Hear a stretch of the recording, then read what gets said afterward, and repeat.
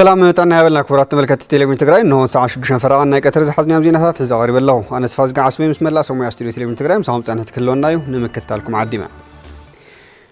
هذا تجري قاتي ممزلو محبرة كتباوي تجمعات نمكلالة وشتاوي آتاوي تجري مبرخ أجد داسي مهانو بعد مزيل معات توت تجري فليتو مراه تسفي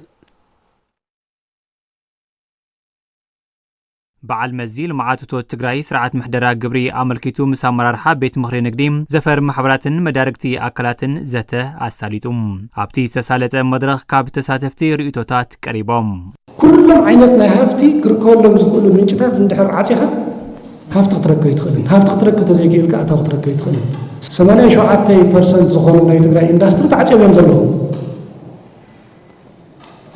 زي مسلم نورو ولا ملسوس تايتو بسوسيتنا أفتى زلتا أفتى زرخنا لا تاتمتنا جبرك مكفل يا وجبو يو قديتا يو عن طوال إلا عنيرو جبر من قستم جبر زاهر زي قريب زيهم زي قريب يومنا من البات حدا زي شفيق زي شود نجدا يود يلدن مالته يكونن وزينا بسرعة متوقعة وصرن كتتلن نايته تحت زل سرحتنا يلي أنا نتقرأ بزل المنفس هذا زلات التجراي كنا تعتبرينا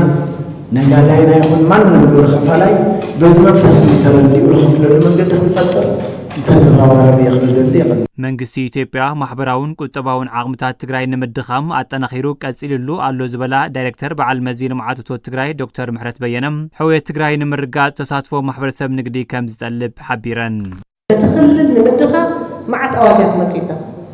في حيت كم بيتمن بين ستة وعيد حزي ولا صوم نعم مسجون ولا أو نايك اللي من تانك تقطع زي دخلنا تكلم بمفتاح زعبية هجر يتفتر حتى جرنا إحنا صنعت رجالو صنع مزنا صنعت بورفتا معرفتا وصنعت كل كذا وتحقيا تاريتون كل وصلنا تصنعتون مسألة جرنا نخيد إذا أجنوا نحن لا تسلم بابا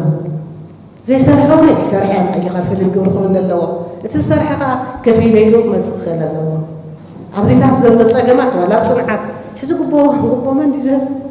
حدد القوا تقبلها يلا وحبا يلا بعلنا ننتهي وايفو بتاتكل تماشي اسكع مجرشاو يصنع قريتها مسرح عندنا أول جامعة تخلي كل اللي هلو كان اللي تحلو ناي بعد مسرح اللوا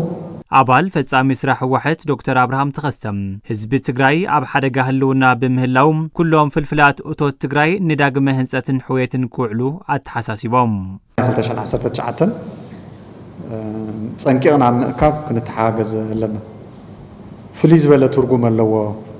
قصالي بجت عمت سلازي كبيمبر عقمي الله سو تماخلاي لعلواي كفال جبري بمولو حلافنت كخفل خنقبرو خنقللنا زي لخ نطف تعازينا سلازي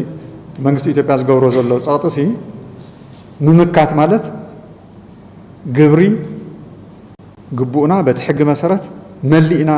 ብምኽፋል ሎም ዓመት ዝካየድ ወፍሪ ምኽፋል ግብሪ ትግራይ ገጢምዋ ዘሎ ክልከላን ዕፅዋን ዝጻወርን ንዝመጽእ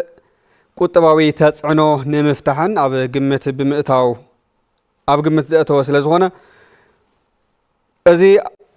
ይቅርታ ኣብ ግምት ዘእተወ ስለዝኾነ ነዚ ምድላው ኩሎም ኣካላት ሰመራርሓ እጃሞም ክፍጽሙ ከም ዝግባእ ምምሕዳር ክፍለ ከተማ ሓወልቲ ኣፍሊጡ ኣብታ ክፍለ ከተማ ካብ ግብሪ ክእከብ ዝተተሓዘ 660 ሚልዮን ብር ትልሚ ንምዕዋት ከም ዝረባረቡ ድማ ኣመራርሓ ዝተፈላለየ ኣብያተ ዕዮታ ክፍለ ከተማ ገሊጾም ገብረመድህን ተወልመድን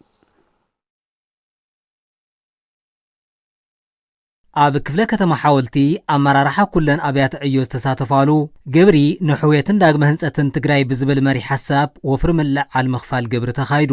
ኣመሓዳሪ ክፍለ ከተማ ሓወልቲ ኣይተነጋሽ ካሕሳይ ሎሚ ዓመት ዝካየድ ወፍሪ ምኽፋል ግብሪ ትግራይ ገጢምዋ ዘሎ ክልከላን ዕፅዋን ዝጻወርን ንዝበጽሕ ቁጠባዊ ተጽዕኖ ንምፍታሕ ይግበር ኣብ ዘሎ ምድላው ኣካላት ኣመራርሓ እጃሞም ክፍጽሙ ከም ዝግባእ ይገልጹ ዝለዓለ መሪሕነት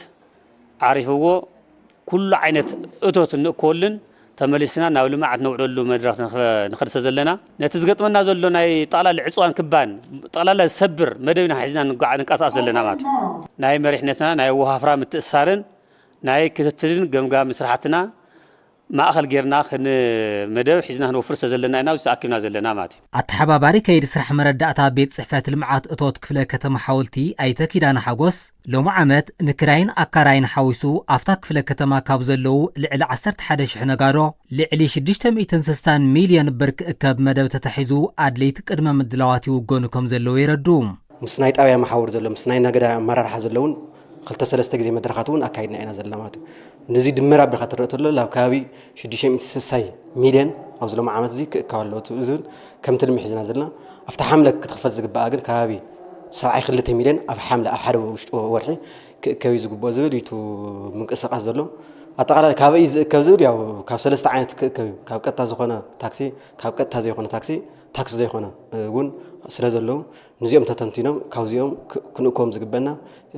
ክንእከብና ናይ ባዕሉ ስከጅሉ እውን ኣለዎ ተነጋዳይ ኣተሓባባሪት ከይዲ ስራሕ ምትእኻብ እቶት ቤት ማዘጋጃ ክፍለ ከተማ ሓወልቲ ወይዘሮ ትርሓስ ንጉሰን ሓላፊ ቤት ጽሕፈት ትልምን ፋይናንስን ክፍለ ከተማ ሓወልቲ ኣይተ ተስፋ ሚካኤል ገብረ ማርያምን ካብ ግብሪ ክእከብ ዝግቦ እቶት ንምእካብን ትግራይ ገጢምዋ ዘሎ ክልከላ ድጎማ በጀት ብውሽጣዊ ዓቕማ ስራሕቲ ዳግመ ሕውየትን ህንፀትን መሰረተ ልምዓት ክትካየድ መሪሕ ግድኦም ከም ዝፍጽሙ ይዛረቡ ያውዚ ምስ ለሎ ማሕበረሰብ ተረዳዲእኻ ክሳብ ታሕቲ ለሎ መዳርኽቲ ኣካላት ተረዳዲእኻ እቲ ኣታዊ ከኣቲ እዩ ልብል ተፅቢት ይልኒአና ምክንያቱ ስሩዕ ጽንዓት እውን ተገይሩሉ ስለዝኾነ በጀት ሕፅረት የጋጥምሎ እዩ ዝህዚ ሰዓት ለሎ ኑዚ ንምሽፋን ተባሂሉ እንደገና ትኩረት ተዋሂብሉ በብመድረኹ ከም ለሎ ጎስጓስ ዝግበር ለሎ ኑዚ ተኣኪቡን ተሰራሕተኛ እውን ማህያ ክፈሎ ነቲ መሰረተ ልምዓት እውን ነቲ ዕፅዋይ ክባይ መፍትሒ ተባሂሉ እቲ መድረኻት ይግበረሎ ፍሉይ እቶት ኢና ኢልና ንሓሶፍትና ሓዝለሎ ከቢልና ኢና ንሓስብ ማለት እዩ መሬትና ትግራይ ሓድነትና ኣጠናኺርና ግዛኣትና ንምልሰሉ ላዕላውነትና ነኽብረሉ ወቅቲ ስለ ዝኾነ ፍሉይ ወቅቲ ስለ ዘለና እዚ ፍሉይ ወቅቲ ዘለሉ ድማ ኣብዚ ካፍቶም ነዚ ስራሕቲ እዚ ከፈጽሙ ዝኽእሉ ሓደት ናይ በጀት ጉዳይ እዩ ዋዕል ሕደር እውን ብዘይብሉ ተረባሪብና ኣጠቃላሊ ናይ ሕውየት ትግራይ ንረጋግፀሉ እቲ ዘለና ዕፅዋን ክባን እንወፀሉ ዕድል እዩ ክኸውን በዚእና ንሰርሕ ዘለና ዘላቂ ሰላምን ጸጥታን ንምርጋጽ ኣብ ቅድመ ምክልኻል ገበንን ስጋኣት ገበንን ትኹረት ሂብካ መስራሕ ውሳኔ ከም ዝኾነ ኮሚሽነር ጀነራል ኮሚሽን ፖሊስ ትግራይ ይሕደጎ ስዩም ገሊጾም ኮሚሽነር ይሕደጎ ነዚ ገለጹ ኣካላት ጸጥታ ከተማ መቐለን ዞባ ደቡብ ምብራቕን ኣብ ምውሓዝ ሰላምን ጸጥታን ኣመልኪቶም ኣብ ዘሳለጥዎ ሓበራዊ ዘተ እዩ ታደለ ዳኛው እዩ ተኸታቲልዎ ገብረ እግዚአብሔር ገዳም ክቐርቦ እዩ ኣካላት ጸጥታ ከተማ መቐለን ዞባ ደቡብ ምብራቕን ኣብ ምውሓዝ ሰላምን ጸጥታን ኣመልኪቶም ኣብ ከተማ መቐለ ሓበራዊ ዘተሳሊጦም ህዝቢ ትግራይ ሃለዋትን ድሕንነትን ንምርጋጽ ኣብ ዝገብሮ ቃልሲ ውሽጣዊ ሰላም ምውሓስ ወሳኒ እዩ ዝበሉ ኮሚሽነር ጀነራል ኮሚሽን ፖሊስ ትግራይ ይሕደጎስ እዩ ዘላቂ ሰላምን ጸጥታን ንምርጋጽ ኣካላት ጸጥታ ብምንባብ ክሰርሑ ከም ዝግባእ ገሊጾም ልዕሊ ኩሉ ሰላምና ውሽጣዊ ሰላምናን ምርግጋእናን ሕሉ ክኸውን ክኽእል ኣለዎ ውሽጣዊ ሰላምናን ምርግጋእናን ሕሉ ክኸውን ዝኽእል ከዓ بخالوت حيلتات يكونن ببعلناي بكلهم محاور منغستي زتوهاوم لؤخ زتوهاوم حلافنت بكبوك واسون تلون كل هزب خعا اجامو خفصم تلون كم زخونه احتو زاتو غدا يكونن انتنا اسا ابزا وشت تግራይ او وشت بمحدارنا زلا خبابي حزون انتخونه بنصانت كنقساقس كخلالو مسارة لمعاتات بمولهم ናይ ትክልል ይኹኑ ናይ ፌደራል ህዝቢ ትግራይ ዝጥቀመሎም እዮም ህዝቢ ትግራይ ዝግልገለሎም እዮም ሕድሕድና ንግልገለሎም እዮም ኣብ ርእሲ ጸገምና ጸገም ክንውስኽ የብልናን ኣብ ከተማ መቐለ ኣብ ዝሓለፉ 11 ወርሕ ምስ ጉሕለት መሰረተ ልምዓት ክብሎላ ሰባት ክትራንን ምንጠላን ዝተሓዙ ገበናት ከም ዝተፈጸሙ ዝሓበሩም ሓላፊ ሰላምን ጸጥታ ነታ ከተማ ኣይተረድህ የፍሳም ገበናት ቅድሚ ፍጻሞም ንምክልኻል ኣካላት ጸጥታ ትኹረት ገይሮም ክሰርሑ ከም ዝግባም ኣገንዚቦም ሓደት ናይ መሰረተ ልምዓት ዝፍጸም ዘሎ ገበን እዩ ካልኣይ ክብሎላ ወይ ዝሕጋዊ ዝውውር ደቂ ሰባት ብበዝሒ ፍልሰት ናይ ዜጋታት ናይ ርእሱ ዘሎ ساساي كتري ويهانجي بوجلن بولكن تفصم زلي رابعي منطلا زيوم تمكور كوزولو خالتي لو مالتي كون كن فيلم بالكاميرا يزليوم لنا انا فيلم زلنا شتو نايزي مدرخ ابي علم مسرته المعز بصح سلكن عنوتن كم اون كالوت كبت جماناتن كيف تصومو 100% ጠጠው ክብል ምግባር ኣብ ዞባ ደቡብ ምብራቕ ገበን ዝፈጸሙ ኣካላት ኣብ ከተማ መቐለ ይሕብኡ ከም ዘለዉ ዝገለጹ ሓላፊ ሰላምን ጸጥታን እቲ ዞባ ኣይተ ዘሚካኤል ተወልደ መድህን ገበናት ካብ ምንጮም ንምድራቕ ተናቢብካ ምስራሕ ከም ዘድሊ ኣብሪሆም ኣብ ዞባና ዝፍጸሙ ዘሎ ገበናት ቅትለት ቶም ፈተነ ቅትለት ዓመፅ ደቂ ኣንስትዮ ብዕጥቂ ተደገፈ ክትራንን ሽፍትነትን ጉድለት ሰናይ ምሕዳር ብፍላይ ኣብ መሬትን ዝርኡን ህዝቢ ያው ብጣዕሚ ዘንጸርጽሮ ዘሎ ጉዳይ ምዃኑ ንጸጥታና ብቐጥታ ምንጭ ጸገም ኢሎም ኢለ ዝገልጾም ዘለኹ እሆም እናገምገምናዮም ስለ ዝመጸና ማለት እዩ ካሊእ ተኸታተል ዝኾነ መድረኻት ተካይድካ ዘላቒ ሰላም ብፍላይ ምስ ዞባ መቐለ እውን ዘላቒ ሰላም ንምምጻእ ገበነኛታት ንምቁጻር ሓቢርና ክንሰርሕ ኣለና ህዚ ብጽንዓት ከም ዞባ ብጽቡቕ ንናበቢና ሓበሬታ ንቃየር ኢና ናብ ወረዳታት ናብ ክፍለ ከተማታት ክቕጽል ኣሎ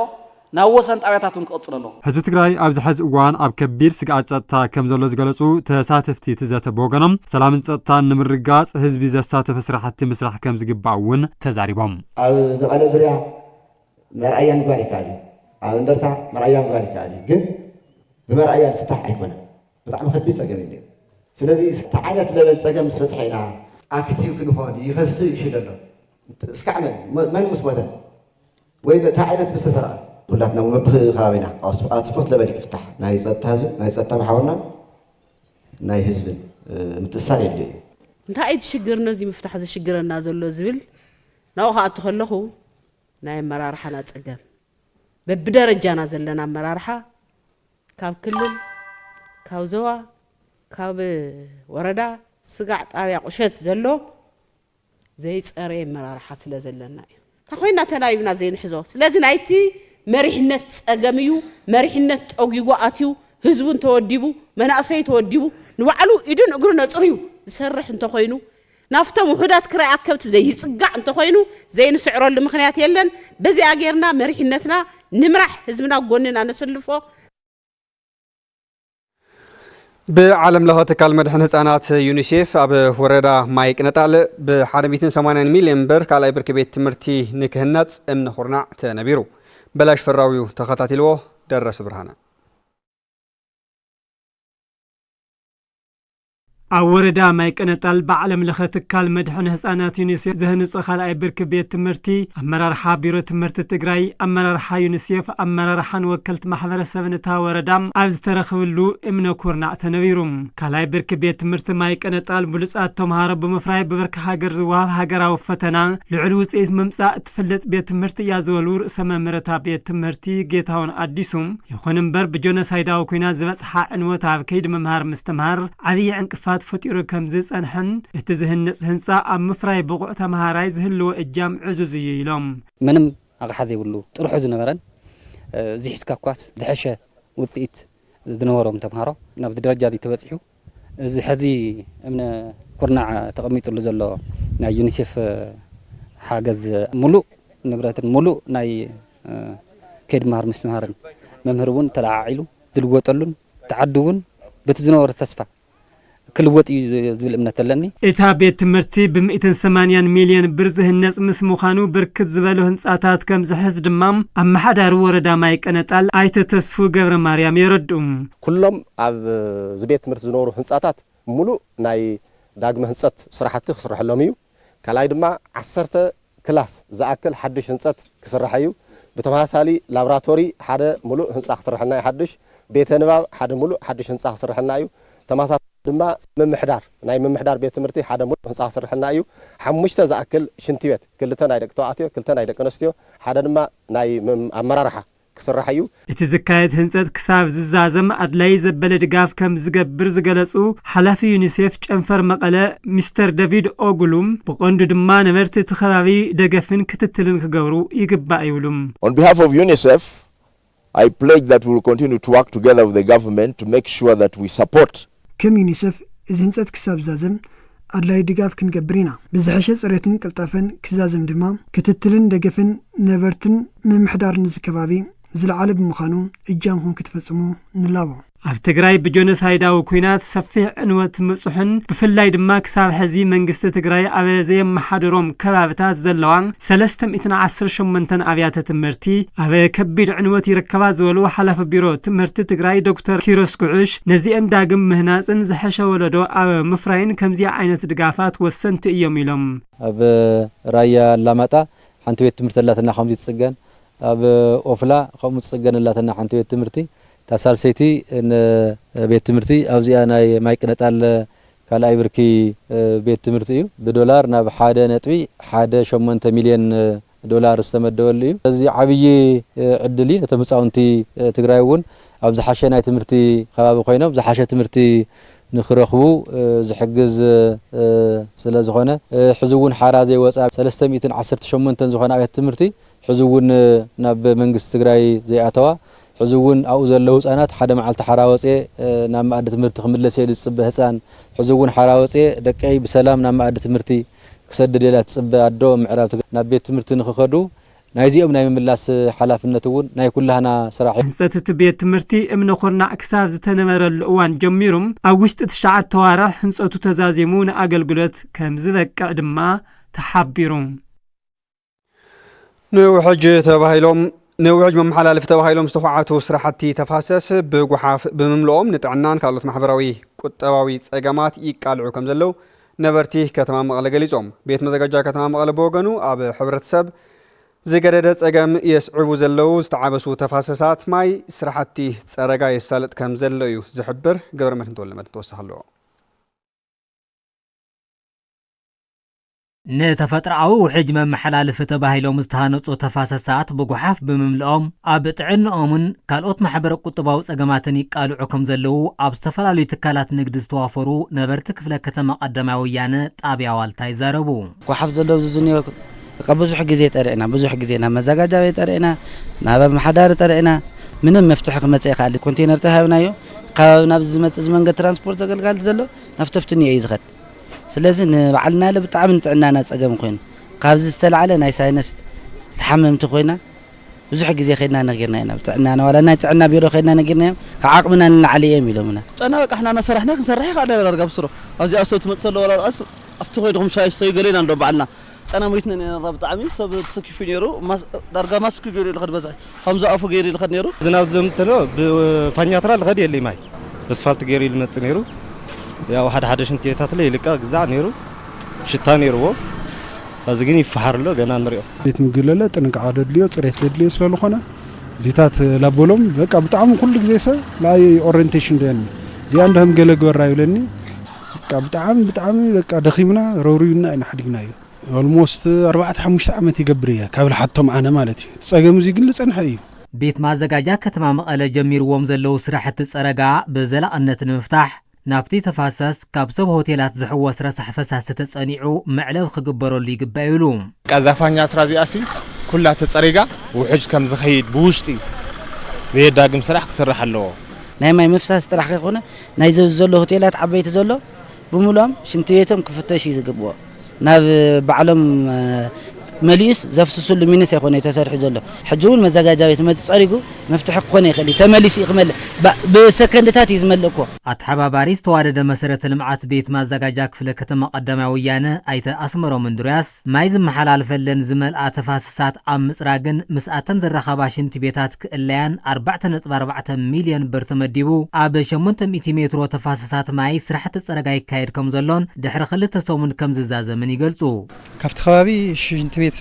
ዳይሬክት ናፍቲ ፋኛትራ ተሒዞም ረኺብና ኣለና መጀመርያ ዝወሰድና ስጉምቲ ተንሽንቲ ቤታት ምዕባስ እዩ ድሕሪኡ እንታይ ንገብር ኣለና እናተኸታተልና ጀሚርና ኣለና ስራሕ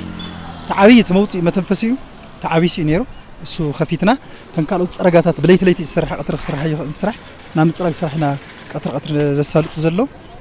ብለይቲ ግና ስራሕቲ ትድሬነጅ እናፀረግና ያው ዳርጋ 70% ወፅሕሉ ስራሕ ማለት እዩ ኣተሓባባሪ ከይዲ ስራሕ መሰረተ ልምዓት ቤት ማዘጋጃ ከተማ መቐለ ኣይተ ሰለሞን ገብረ ሚካኤል ኣብ ሕብረተሰብ ዝገደደ ማሕበረ ቁጠባዊ ፀገማት ዘስዕባ ዝተዓበሳ ተፋሰሳት ማይ ንምፅራግ ልዕሊ 37 ሚልዮን ብር በጀት ተመዲቡ ይስራሕ ምህላው ኣፍሊጦም ዓመት እዚ እናተዓፀ ፀልም ናይ ሽንቲ ሕዋስ ልዕሊ ፅርጋ ዝኸይድ ኩሉ ስለተዓወሰ እዚ ግን ያው በጀትና ንምስራሕ أتينا لنا معي بكل تأكد زفانيات راح يزود مزق وحفات نزل دلدي يفتلو أو كاليب أكبابي كاليب هوتيل قولي عبيد اللي تدلل ست عاوتي ملو بملو نعوز عاتو 4 بسمينن بدون زمت ماي بخلت سايدو 4 تبوتات له نعوز مجوز نورو سم بحمد تعاوت أمين عليهم تعاوت يعنيه بس ملو بملو بإسكافاتر توحيد خوات تغيرله حليفو دلفانيات راتاتن بسو حيلي بناي شنتويت متأتي ناتجارة يوصلوا معه እቲ ዘጋጠመ ሓደጋ ምዕባስ ተፋሰሳት ንነዊሕ ግዜ ክትትል ብዘይ ምግባሩኩም ዝኾነ ዝገልጹ ኣይተ ሰሎሞን ብዘላቕነት ንምፍታሕ በብእዋኑ ስራሕቲ ጽገና ከም ዘድሊ ሓቢሮም ቀጻሊ ክትትል ቀጻሊና ርአና ምፍታሽ ፈተሻ ስራሕቲ ክግበረሎ ማንሆላት ኣብ ዓመት ተናእሰ ክልተ ግዜ ክፍተሽ ክእላሎ ንቀጻሊ ግን ቶሎ ቶሎ ዓመት ናርኣኸ ምኻድ ዘላቒሉ ይኸውን ማለት እዩ ኣብ ወረዳ ክልተ ውላዕሎ ጣብያ ጻዕዳ ናዕለ ጥሙር ጥዕና ቤተሰብ ዘተግበሩ ልዕሊ 600 መራሕቲ ስድራ ተሰመሪቖም ደረሰ ብርሃነ ወይዘሮ ስንዳይ ሃይሉ ይበሃላም ኣብ ወረዳ ክልተ ውላዕሎ ጣብያ ጻዕዳ ናዕለ ቁሸት ጋጋ ነባሪትየን እዘን ወገን ውልቀን ከባብን ጽሬት ብምሕላወን ኣብ ናብረአን ሕጉስቲ ምዃነን ይገልጻም ሽንቲ ቤት ይኹን መሕጸቢድና ይኹን ኩሉ ነገር ዳደረቅ ጓሓፍ ይኹን ዳፈሳስ ጓሓፍ ይኹን ተጥፋፊ ብምጽንሑ ብዙሕ ኣብቲ ጥዕና ጎዳነት ለለው ምዃኑ ኣነ ተገንዝየ ሕዚ ግን ላው ሰዓት ዚ ተመሊስና ولادنا يخون بعلنا يخون بتصبغ تخانا خينا ندحر حزنا يخونا ندحر تطقيمنالو ابطعنانا خا حكمنا مخد او غدا خلا خلك منوار مسس تدراخا يمرط زن وغنن كالوتن مرحت سدرا قشت غواغام تمساسال سراح سريهم ابطعنام لوطي كم زمصوم يزاروم شماغل ود سبعي شوعت عدمئن يخو تبوتا خا اخو خيو جن نايطعنا ጉዳይ ለለው ምዃኑ ፈሊጠ ነው ተመልክተ በቃ መስተለለቅ ዓመይ ተጻዊረ ለዘውዚን ሽንቲ ቤት እዚ ላው 2 ሜትር ግዛይ ተጻይረ ኹዒተ ጥዕና ለለው ጥቅሙ ለለው ምዃኑ ፈሊጥና ካብ አተም ተረዲአ ሰሪሐ ተጋላገለ ደምባ ምፍላይ ሽንቲ ቤት محصبيد دادرا غحاف لافساس غحاف سرحنا نينا هذه أبتا طابيا كاب زلو 828 مراحت سدران اتوم 625 ملؤ بملؤ اول كان كبابن صريتا ماليهم نمرقا كم زبقعو كيلا تمرطعنا طابيا صعدانا على صقا اسملاش تجلز بلاستيك سلاب تسرحلهم 348 بلاستيك سلاب سرحيهم نيونا بزمناوينا ختما ستايل لسرحنا بقصلا بسلاب بسمينتو لسرحو خا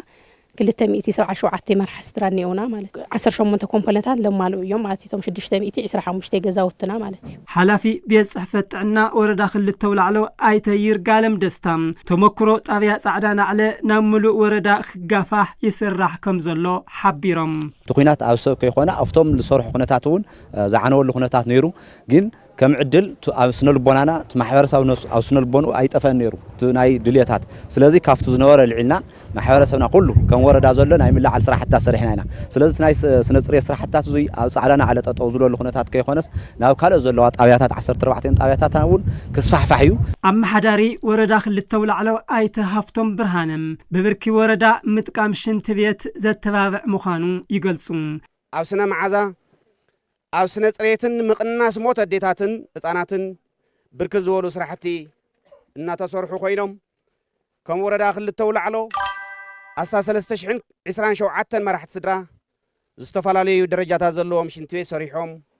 ኣብ ምጥቃም ዝርከቡ እዮም ምክትል ሓላፊ ቢሮ ጥዕና ትግራይ ኣይተ ነጋሲ ተክለ ሃይማኖት ምትግባር ጥምር ጥዕና ቤተሰብ ካብ ማይ ወለድ ሕማማት ከም ዘድሕን ብምሕባር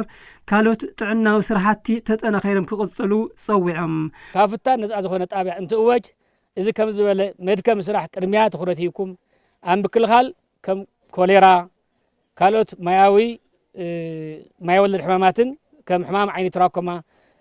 لعلي عسد حمشة زخون عين حمامات نبرت عادات أبيات عادنا علن كبابين وحس قبل بمخانو زخر تجباريو ببركي زوا مبرق تجراي داغماي من قسقاس طمر طعنا بيتسب وردا خلته ولعلو مخانان ناب كالኦት ወረዳታት خغافح ዝካአል ደገፍ ከም ዝገብሩ ሓላፊ ውዳበታት ዘዋ መብራቅ ትግራይ አይተሙሉ ማሩ ሓቢሮም ኣብቲ ስነ ስርዓት ምረቃ ልዑል ተሳትፎ ዝነበሮም መንግስታውን ዘይ መንግስታውን ትካላት ግብርት ሰናይ አፍሉጥን ሽልማትን ተዋሂቦም ኤልሻዳይ ሪሊፍ ኤንድ ዲቨሎፕመንት አሶሲዬሽን ካብ ባንክ ዓለም ብዝረኸቦ ድጋፍ ምስ መንግስት ፌደራልን ክልልን ብምትሕባር ن1500 ኣብ ጎደና ዝነብሩ ወገናት ብምልዓል ልቦናዊ ሕውየትን ሞያዊ ስልጠናን ይህብ ከም ዘሎ ፍሊጡ ንሳ ተስፋይ ተኸታቲላቶላ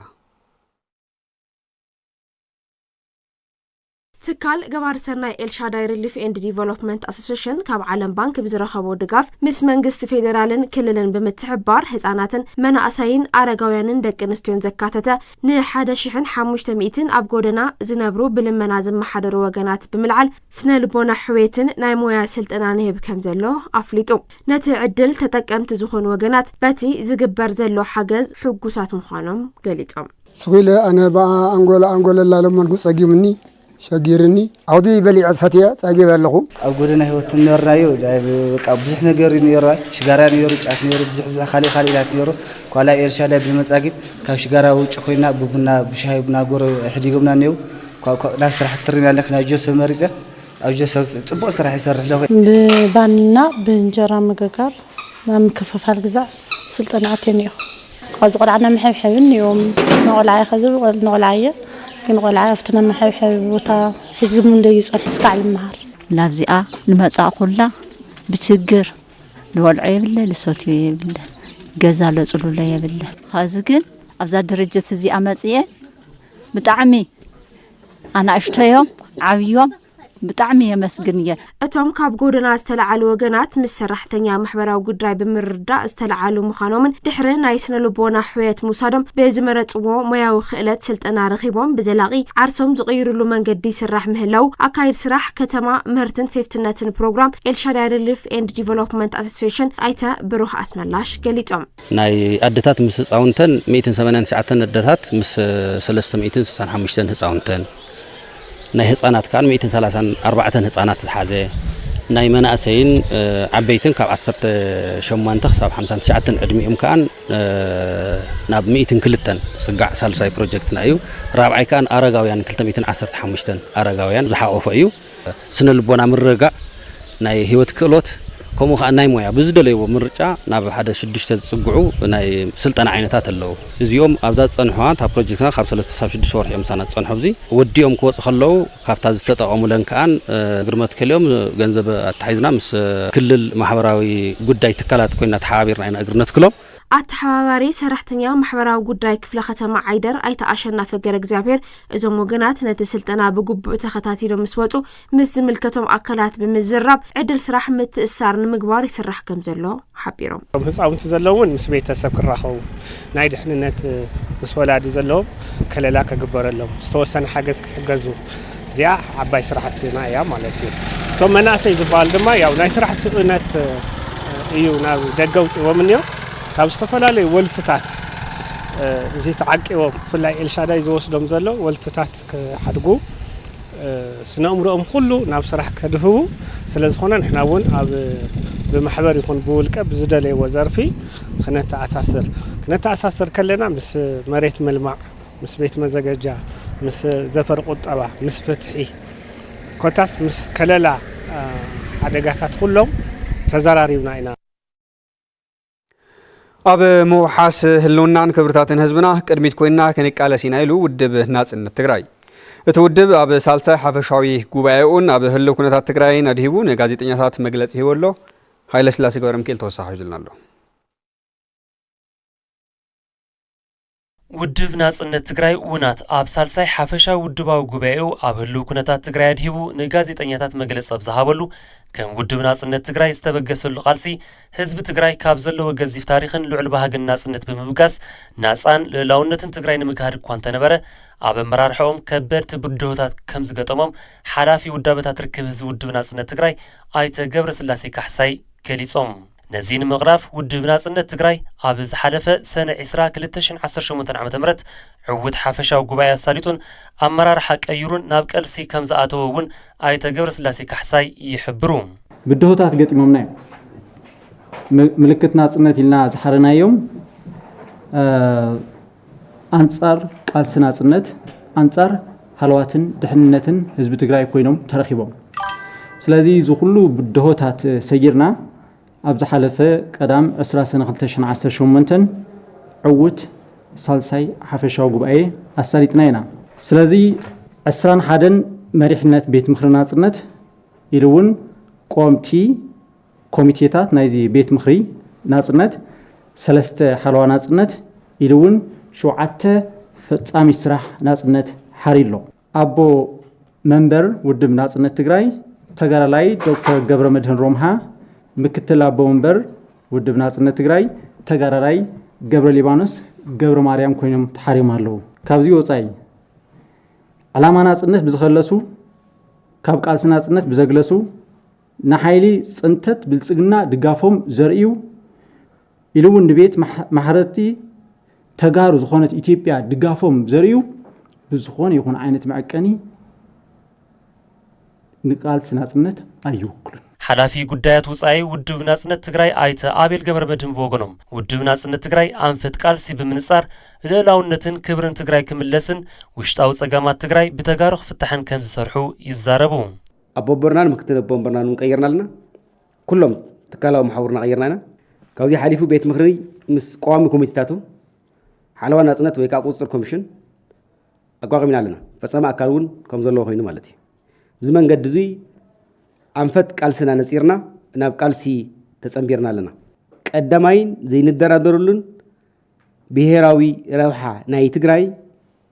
ዋና ትኩረትና ጌርና ከመቀልስ አጀንዳ ጌርና ንቀልስና ህዝብን መሬትን ትግራይ ኣብ ዝተወረረሉ መጓዓዝያ ዓጽዩ ሸቐጣት ከይኣቱ ብምኽልካል አንጻር ህዝቢ ጠጠው ዝበለ ህዝብን ዓድን ዝዕነወን ናብ ከምዚ ዝበለ ጉጅለ ዝኣተወ መራርሓ ኮይኑ ክቕጽል የብሉን ዝበሉ ድማ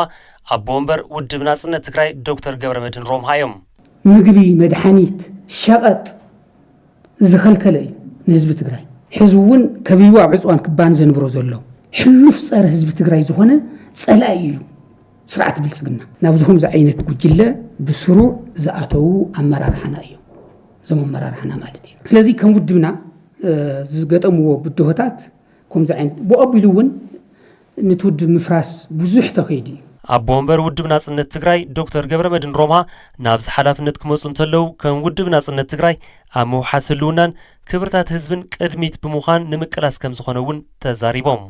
ኣብ ህልውናን ህዝቢ ትግራይ ኣብ ድሕንነት ህዝቢ ትግራይ ኣብ ብሄራዊ ረብሓና ኣብ ብሄራዊ ክብርታትና ኣትኪሩን ዝመጽእ ጸላኢ ኩሉ ግዜ ኣብ ጎኒ ህዝብና ኮይና ክንቃለስ ምስ ህዝብና ንድሕን ምስ ህዝብና ንመውት እንተተኻኢሉ ህዝቢ ትግራይ ዋጋ ከይከፈለ ክድሕን ንጽዕር ምስ ምምላስ ግዛእታዊ ሓድነትን ተመዛበልትን ዝተሰደዱ ወገናትና ሕዚ እውን ከም ቀደም ኣበርቲዕና ክንሰርሕ ኢና ክቡራት ተመልከትና ዜናታት ስፖርት ዘቕረበልና መሳርትና ሰሎሞን ኣስመላሽ ኣመስጊና ነዚ ሰዓት ዝሓዝናዮም ዜናታት እውን ኣብዚና ክንክንብት ንምክታልኩም ካብ ልቢና ነመስግን ብሩህ መዓልቲ